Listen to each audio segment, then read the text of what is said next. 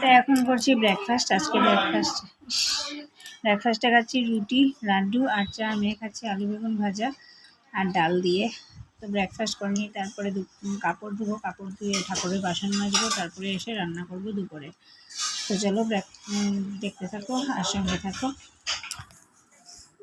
আজকে কি রান্না করছি চলো ক্যামেরায় তোমাদেরকে দেখে দিই। এখানে 20 টাকা ভাবিয়ে নিয়েছি, 20 টাকা দিয়ে করবো আলু বেগুন দিয়ে একটা চটচড়ি। এখানে ছোটো ছোটো রুই মাছ এনেছিল ওর বাবা, তো ওইটা কেটে নিয়েছি, ওইটা দিয়ে করবো ভেন্ডি দিয়ে আর আলু দিয়ে খালি আলু। এই হচ্ছে আজকে লাঞ্চের ডিনার মেনু।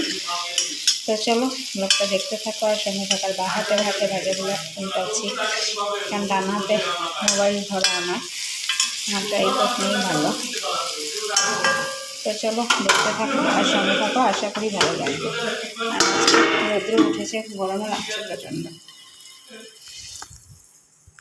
গুড মর্নিং বন্ধুরা, কেমন আছে তোমরা? নিশ্চয়ই ভালো আছো, আমিও খুব ভালো আছি। আজকে আমি আজকে শুক্রবার স্নান করেছি, কখন পুজোও দিয়ে নিয়েছি। তারপরে গেছিলাম একটি গরুর টেস্ট ছিল করাতে, তারপরে আসলাম, এসে এখন মানে ব্রেকফাস্ট বানানো বউ খেয়ে গেছে, মেয়েও খেয়ে গেছে।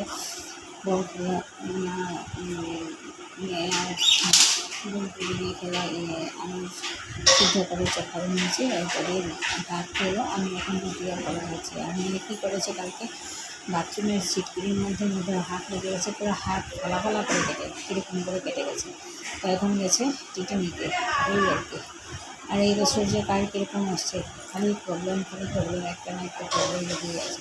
তো চলো ব্লগটা শুরু করলাম, কতটুকু করতে পারবো না। তো চলো দেখতে থাকো আর সঙ্গে থাকো, আশা করি ভালো লাগে।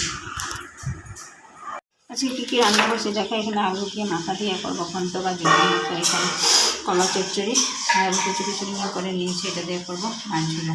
তো চলো দেখতে থাকো, সঙ্গে থাকো, ব্লগটা আশা করি ভালো লাগবে।